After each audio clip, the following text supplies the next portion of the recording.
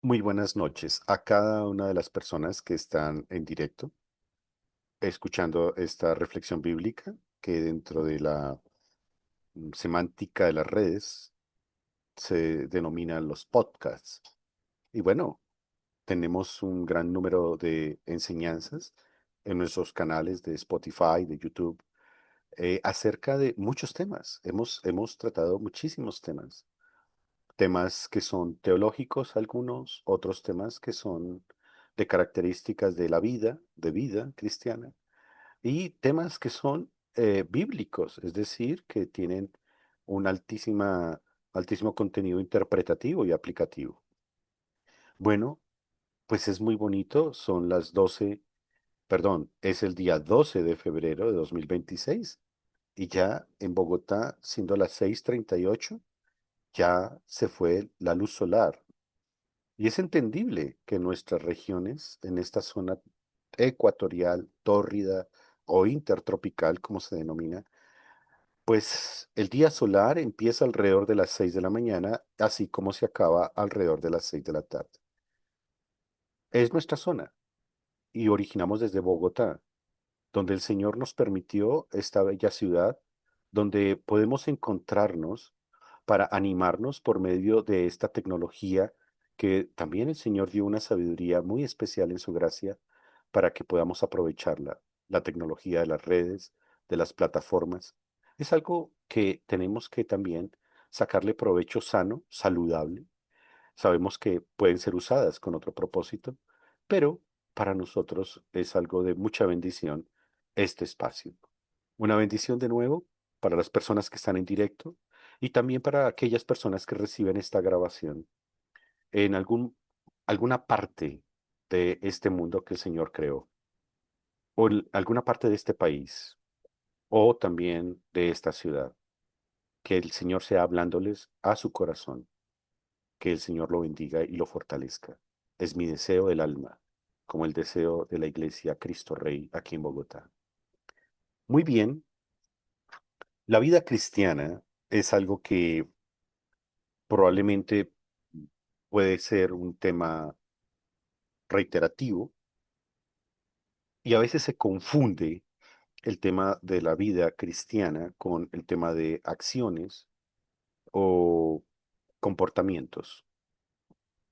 Realmente algo que diferencia los mensajes bíblicos de la vida cristiana con mensajes que son de la vida basados en acciones es la fuente y la motivación.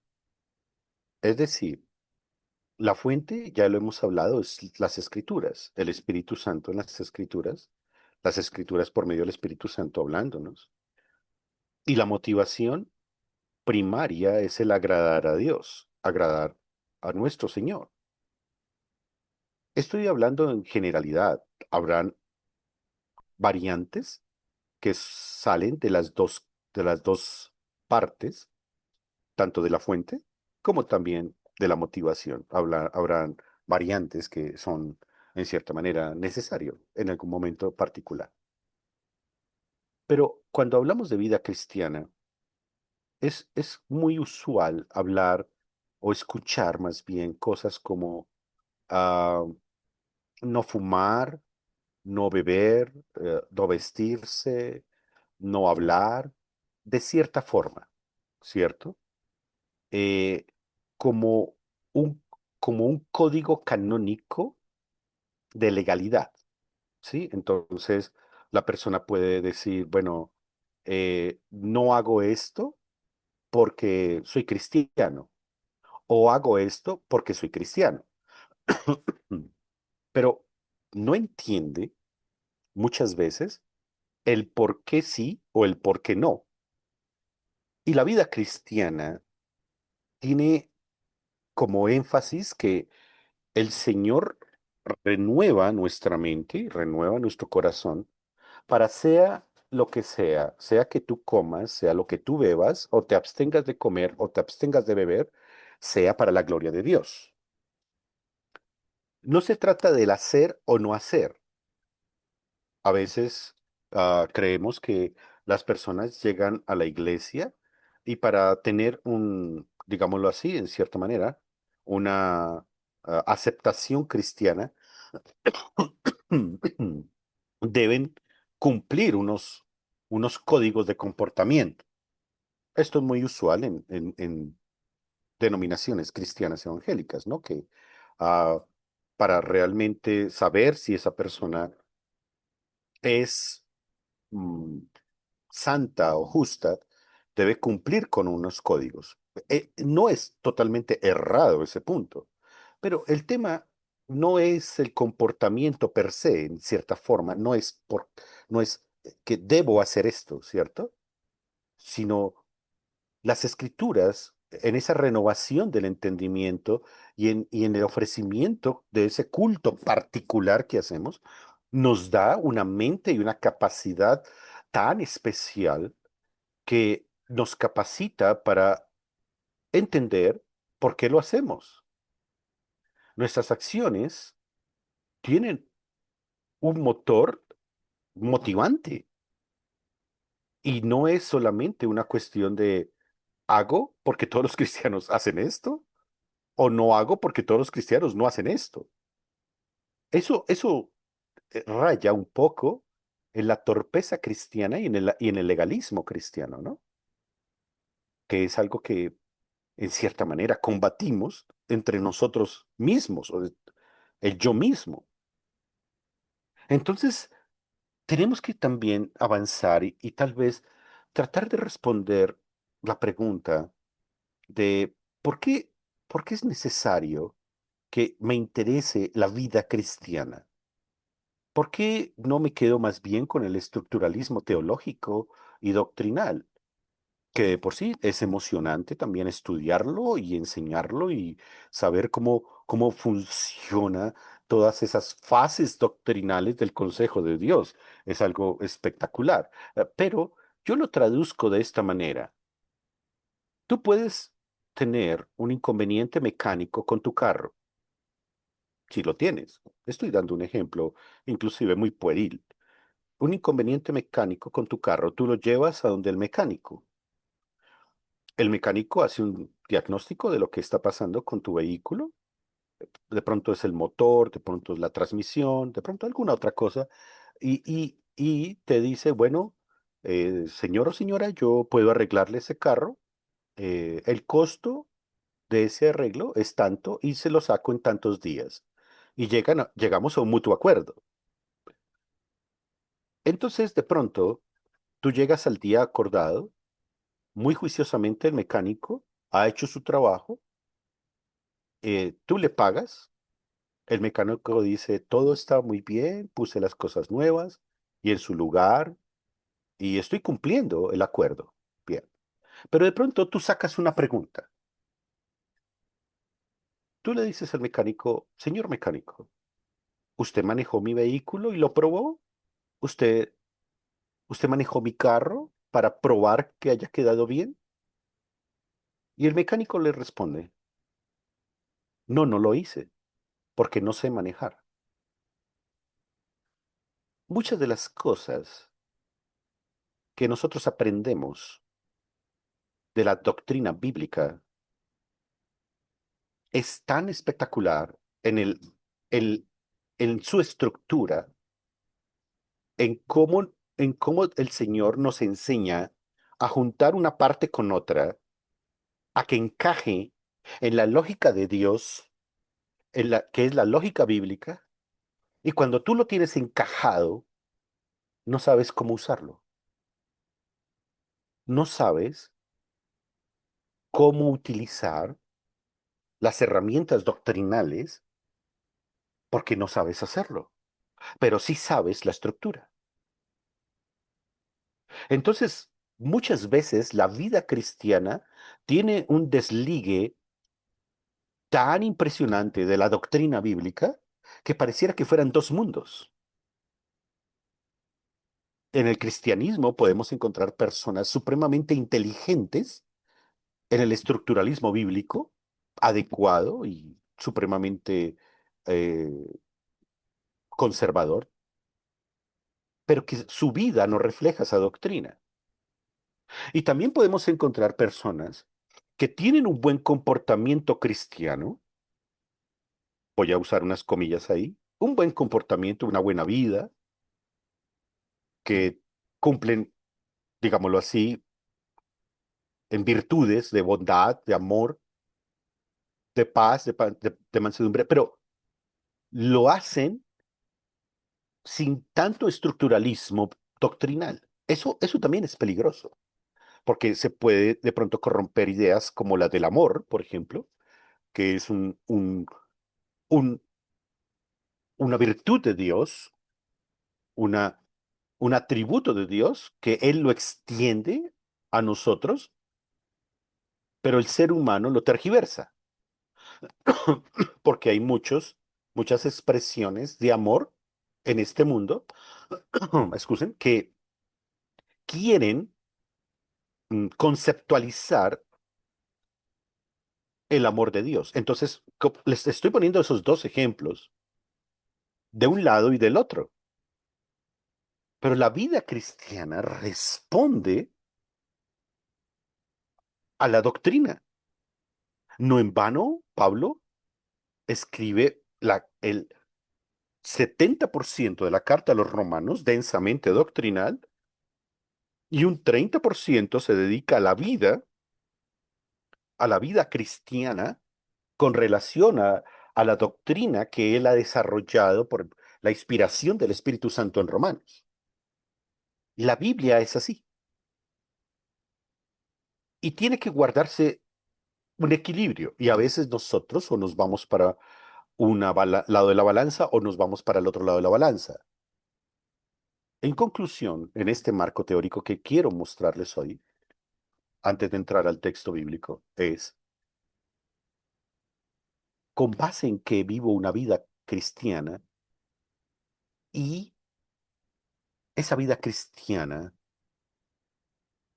estoy obligado, y estoy usando una palabra adrede, obligado, a tenerla. Si hablamos humanamente, algunos dirán, a mí nadie me obliga. Bueno, no, y sí a la vez. O sí y no a la vez. Yo creo que más bien debe haber un sentimiento más profundo que la simple legalidad. Y es, Señor, ahora que me has salvado, ¿qué quieres que yo haga? Y fueron las mismas expresiones que usó aquel endemoniado de Gadara cuando el Señor lo libera de su flagelación demoníaca. Él dijo, Señor, quiero seguirte. Y él le dijo, no, no me sigas. ¿Qué quieres que yo haga? Vete a Decápolis y testifica de mí. Es decir, responde. La vida cristiana es una respuesta nuestra al don de la salvación en el amor de la gracia hacia nosotros. Entonces tiene unos elementos fundamentales si empezamos por ahí. La vida cristiana responde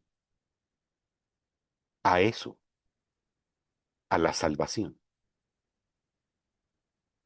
Puede sonar muy básico y puede sonar como, wow, este hombre descubrió el agua tibia. No la descubrí, está en las escrituras. Entonces, cuando el Señor nos habla de que la voluntad de Dios es agradable y perfecta, y que aprendamos de Él, como fue el texto de Mateo que estuvimos leyendo hace unos días, entonces ya nos motiva a saber que estamos bajo un techo de sujeción en amor. Y ese techo de sujeción en amor nos lleva a tener una vida cristiana saludable. Y ahí es donde entra otro aspecto muy importante. La vida cristiana es todo lo que hacemos hasta cómo dormimos. ¿Y eso qué tiene que ver, pastor? ¿Acaso soy cristiano? ¿Hay una forma cristiana de dormir? Sí, claro. Así como hay una forma cristiana de levantarse. ¿Y cómo? ¿Tengo que dormirme orando y despertándome orando? No. El tema es que cuando tú duermes, eres la criatura más vulnerable que puede existir en este mundo. Pero cuando tú duermes, ese sueño te lo guarda el Señor, te lo cuida el Señor. El aire que tú respiras es el aire que el Señor te da en tu descanso. Es el descanso físico del Señor, por el cual cuando tú te despiertas agradeces que abres los ojos para un nuevo día y que no te quedaste dormido en el sueño de la muerte, porque el día que viene es un día que viene con su misericordia. O sea que sí hay una forma de dormirnos y sí hay una forma de levantarnos cristianamente hablando, y no necesariamente estoy hablando de disciplinas espirituales como es la oración. Estoy hablando de, ¿estás pensando y eres consciente de quién guarda tu sueño? El Señor mismo lo dice en su palabra. El ángel del Señor acampa junto a los que le temen. En paz me acostaré y asimismo me levantaré. ¿Creemos eso? Claro que sí. ¿Hay una forma de trabajar cristianamente? Claro que sí. ¿Hay una forma de manejar tu vehículo cristianamente? Claro que sí. ¿Hay una forma de tomar el transporte público cristianamente? Claro que sí. Entonces, lo que yo estoy comunicando es que no existe una bifurcación entre cosas espirituales y cosas carnales. No, eso es una herencia que nos dejaron desde muchos años atrás, como si nuestra vida estuviera dividida en dos. Y no es así. Pensamos, sentimos, nuestras acciones, todo, están contenidas en la vida espiritual nuestra. Sí, hay una forma cristiana de comer. Hay una forma cristiana de todo. Tú eres cristiano 24/7. Siempre lo eres. Y no hay un atajo hacia un aspecto que no lo sea. Si tú vas a escoger, por ejemplo, ver una película en tu plataforma o en el cine, hay una forma cristiana de ver esa película, empezando por la escogencia. Hay una forma cristiana de escuchar música, empezando por la escogencia. Fíjense, todo es espiritual hasta que entendamos que el punto de nuestra vida cristiana se convierte de manera automática, natural como espiritual en una misma persona, en ti.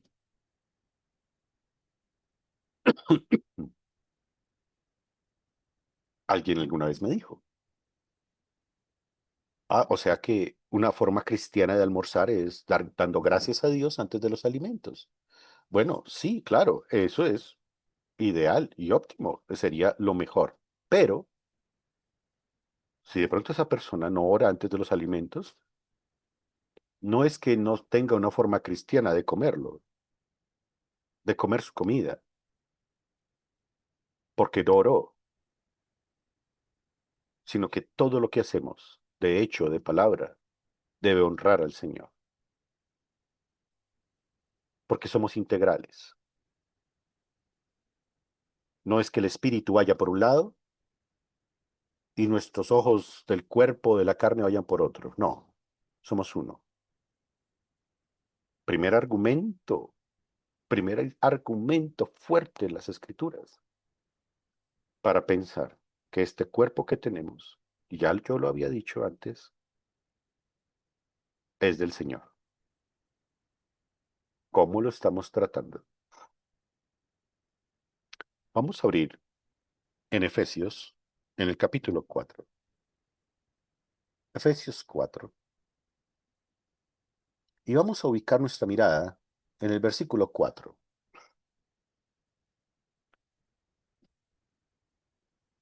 y versículo 5.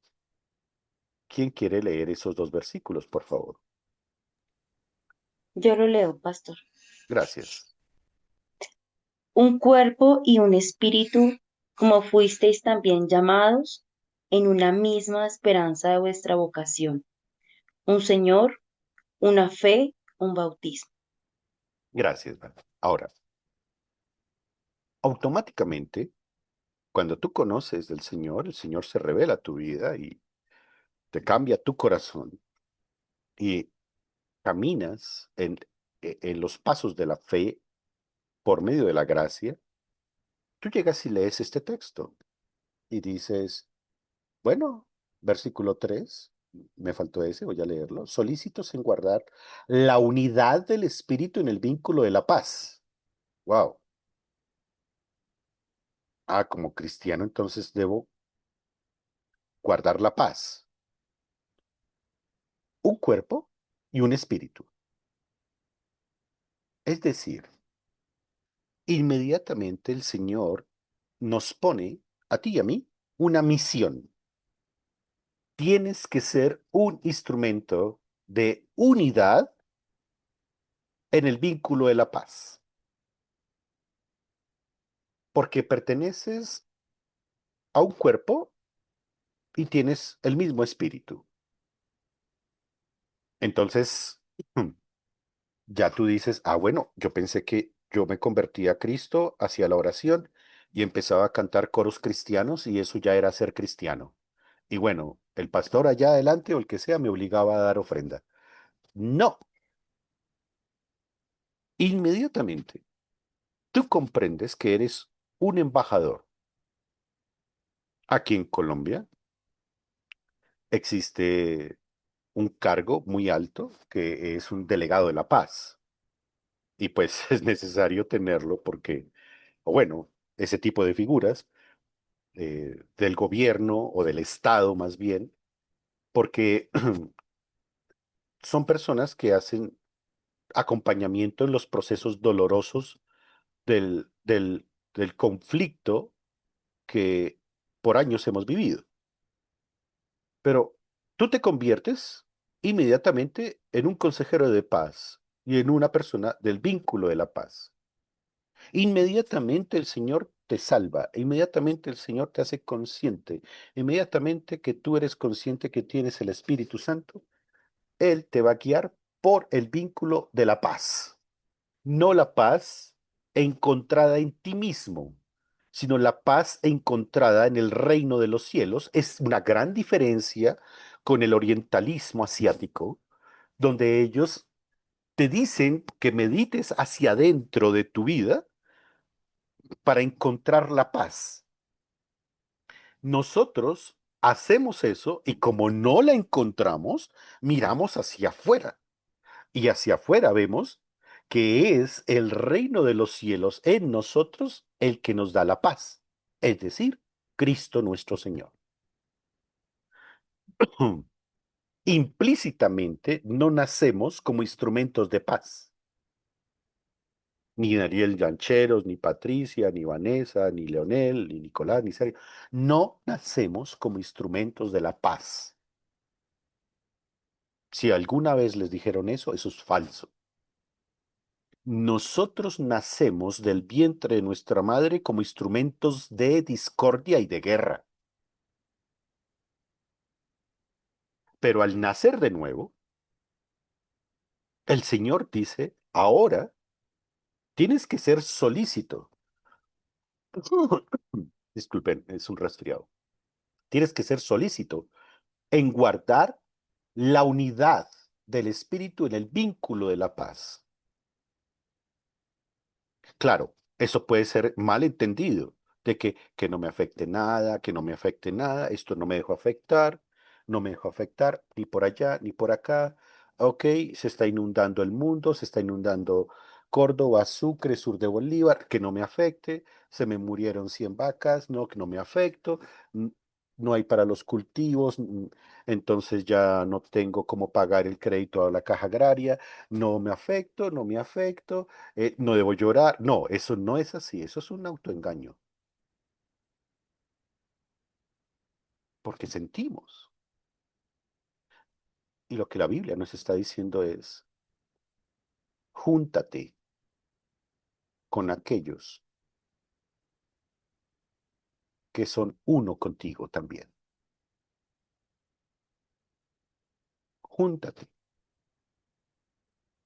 en el vínculo de la paz, un cuerpo y un espíritu, como fuisteis también llamados en una misma esperanza de vuestra vocación. Un Señor, una fe, un bautismo. Entonces, la vida cristiana se convierte en la vocación nuestra, donde hay todo un manual de vida que la expresamos en agradecimiento de la salvación para expresar esa salvación en la unidad, en el vínculo de la paz. En otras enseñanzas yo les he dicho que el Señor espera, y lo dice las Escrituras, el Nuevo Testamento, que cuando Él regrese, encontrar tres aspectos de la iglesia: la unidad, el amor y la paz. Y creo que hemos sido supremamente necios en guardar esos tres vínculos o tres atributos. ¿Dónde está la circunstancia? La situación, ¿dónde está? En que muchas veces vemos la vida cristiana desligada de la doctrina de la salvación. Entonces ahí sí tenemos que ser buenos mecánicos para arreglar el carro, en el ejemplo anterior, y también buenos conductores para saber cómo funciona la maquinaria de ese motor. Pero no podemos entonces solamente saber y no participar de lo que el Señor sí nos llamó a vivir en esa vocación tan especial que el Espíritu Santo nos ha puesto, de tener una vida en unidad, donde cada uno de ustedes puede hablar con cualquiera de los que están aquí presentes en directo o con cualquier persona que invoque el nombre del Señor y que entienda que ha nacido de nuevo y saber de qué hablar, de Cristo. Claro, luchas, conflictos, probablemente tentaciones, pero tenemos una vocación y una esperanza. Y eso es algo que nos alimenta la vida cristiana. No es hacer por hacer. Fíjense que no es hacer por hacer o dejar de hacer por dejar de hacer. Es la vocación a la cual el Señor nos llamó. Por eso perdonamos, por eso amamos, por eso esperamos, por eso nos congregamos, por eso vivimos en paz. Nadie expresa esto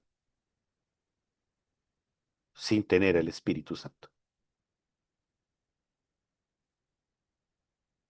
Qué complicados los yugos desiguales, ¿cierto? Yo a veces me entristezco.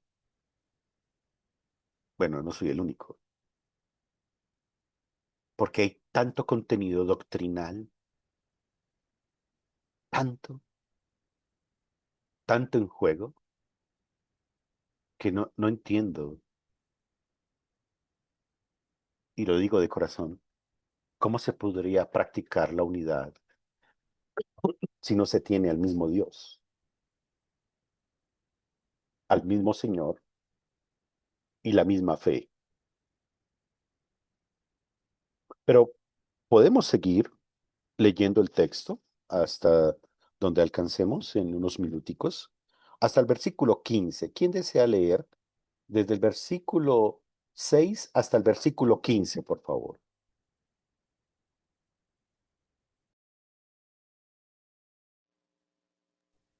Me Yo lo parece. puedo leer. Ah, Listo, Nico, hazlo, por perdón. favor. Un Dios y Padre de todos, el cual es sobre todos y por todos y en todos. Pero a cada uno de nosotros fue dada la gracia conforme a la medida del don de Cristo. Por lo cual dice, subiendo a lo alto, llevó cautiva la cautividad y dio dones a los hombres. Y eso de que subió, ¿qué es? Sino que también había descendido primero a las partes más bajas de la tierra. El que descendió es el mismo que también subió por encima de todos los cielos para llenarlo todo. Y él mismo constituyó a unos apóstoles, a otros profetas, a otros evangelistas, a otros pastores y maestros, a fin de perfeccionar a los santos para la obra del ministerio, para la edificación del cuerpo de Cristo, hasta que todos lleguemos a la unidad de la fe y del conocimiento del Hijo de Dios, a un varón perfecto, a la medida de la estatura de la plenitud de Cristo, para que ya no seamos niños fluctuantes, llevados por doquiera de todo viento de doctrina, por estratagema de hombres, para engañar emplean con astucia las artimañas del error, sino que siguiendo la verdad en amor, crezcamos en todo en aquel que es la cabeza, esto es, Cristo. Gracias, Nicolás. Fíjense, empieza el texto que leyó Nicolás con algo muy interesante. Un Dios y Padre de todos, el cual es sobre todos y por todos y en todos. Y termina el versículo 15 diciendo, sino que siguiendo la verdad en amor, crezcamos en todo aquel que es la cabeza, esto es Cristo. Muchas personas pueden decir que creen en Dios y pueden decir que siguen algún camino piadoso con relación a Dios. Pero una de las claves de la unidad, y por lo cual tenemos que esforzarnos, tú y yo, en guardar unidad y esforzarnos en la paz del Espíritu Santo, es que Dios Padre y Cristo son uno. Y eso no solamente lo dice Pablo en Efesios, también lo dice el apóstol Juan. Yo y mi Padre, uno somos. Entonces, si Dios no está dividido, pues mucho menos tiene que estar dividida la iglesia, ¿cierto? A menos que, a menos que haya expresiones que no sean sanamente doctrinales y vidas que no se conformen a la doctrina de Cristo. Obviamente que eso es lo que nos mata en la división de la iglesia que existe por siglos. Pero lo que nos corresponde devocionalmente hablando a nosotros en este estudio, no puedes, como preconclusiones al texto, porque el siguiente estudio vamos a tomar de nuevo este texto, pero como preconclusiones, la práctica de la vida cristiana no se hace solo. No podemos estar aislados. La práctica de la vida cristiana tampoco es a lo que a mí me parece que es. Es decir, puede que el pastor diga esto y la Biblia diga esto, pero yo digo esto. Y prevalece es el criterio personal sobre la revelación bíblica. Eso es ahora muy común en el mundo pluralista que nos ha tocado, exageradamente pluralista y autónomo, ¿no?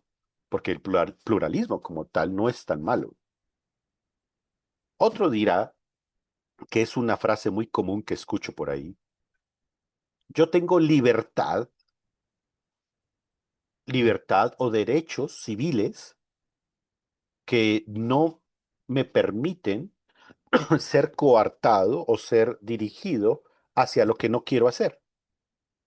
Bueno, eso, digámoslo así, ese tipo de verbalización sí es lícita, pero para Dios no tiene, digámoslo de alguna manera, razón de ser, porque los derechos que nosotros tenemos en este mundo, hasta el que tú respires, pues no, son derechos por regalo de Dios.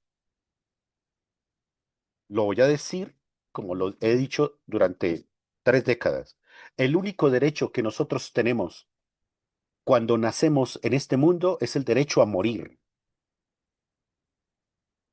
Puede que suene muy fuerte y no a la vez, porque como tenemos y nacemos con ese derecho a morir, porque no tenemos ningún otro derecho, porque nacemos destituidos del Señor, de las bendiciones pactuales, la buena noticia es que el Señor no nos deja morir. E inmediatamente vivimos dependiendo de su pura gracia. Así que eso baja un poco los egos, ojalá mucho, y sube el espíritu de la unidad, y sube el espíritu de comunidad, y sube, para la gloria de Dios, la vida en Cristo. Porque tenemos que llegar a esa estatura cuya cabeza es Cristo. ¿Eso es lo que te mueve a ti en la vida? ¿Cristo? Si alguien te exhorta con la Biblia en la mano y en el nombre del Señor, en el amor del Señor, y lo hace en los parámetros de consideración, ¿tú lo recibes bien?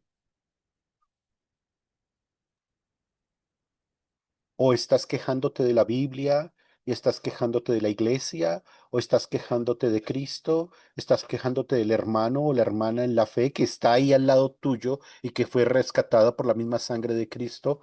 Por esa persona que está ahí al lado que te enseña, ¿estás siendo fastidiada por esa persona porque usa las escrituras?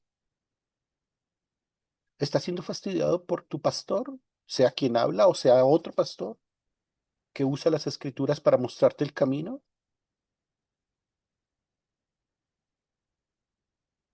Si te fastidias, revísate, porque de pronto sí, el que está hablando puede ser un fastidioso, o probablemente está dando en el punto donde el martillo está dando en la cabeza del clavo acertadamente.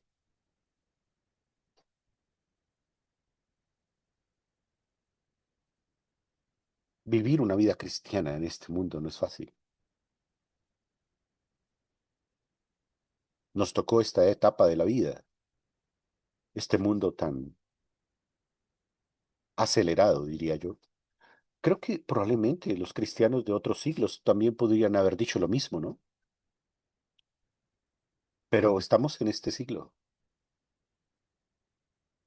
Ser sabios en vivir esta vida cristiana en este siglo, en el lugar donde tú estás, requiere que el Espíritu Santo te ilumine de manera especial para saber vivir.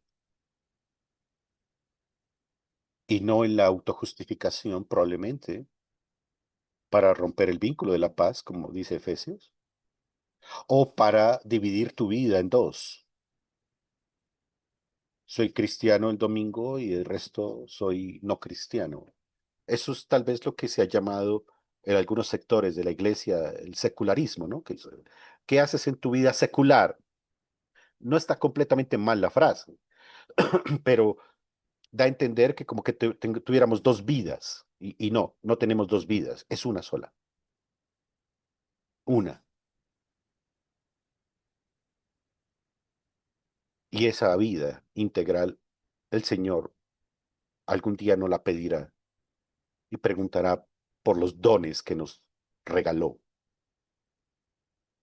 pero que tenemos que devolver multiplicados. ¿Cómo lo estamos haciendo? Esta es las primeras partes de una vida cristiana, lo que nos motiva a vivir en el esfuerzo de la unidad, en el vínculo de la paz. Hasta aquí el estudio de esta noche. Que el Señor los bendiga.